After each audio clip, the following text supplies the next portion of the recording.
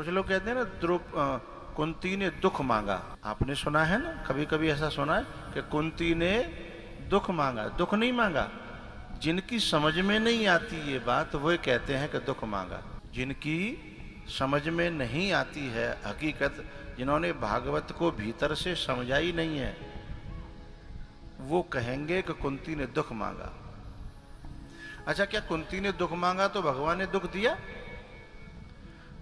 कुंती के कहने का आशय जिनकी समझ में नहीं आता, क्योंकि जब किसी की बुद्धि रजोगुण और तमोगुण से भरी होती है, सतोगुणी नहीं होती, तो वो यथार्थ तात्पर्य को समझ नहीं पाती।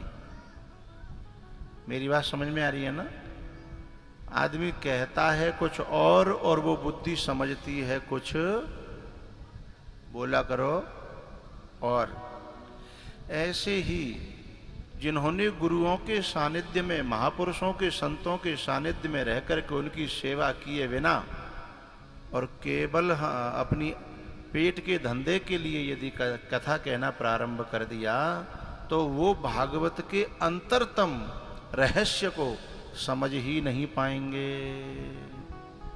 अंतरतम रहस्य को समझ ही नहीं पाएंगे।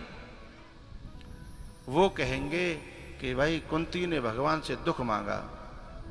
अरे कुंती क्या सृष्टि के आदि काल से लेकर के अब तक दुख तो चींटी भी नहीं चाहती, दुख तो हाथी भी नहीं चाहता, दुख तो महात्मा भी नहीं चाहता, गृहस्थी भी नहीं चाहता, क्योंकि सुख स्वरूप परमात्मा है और परमात्मा हमारी आत्मा है और आत्मा परमात्मा की और आनंद की चाह हर व्यक्ति को है, चाहे काऊ तरीका ते वो चाह रहा हो।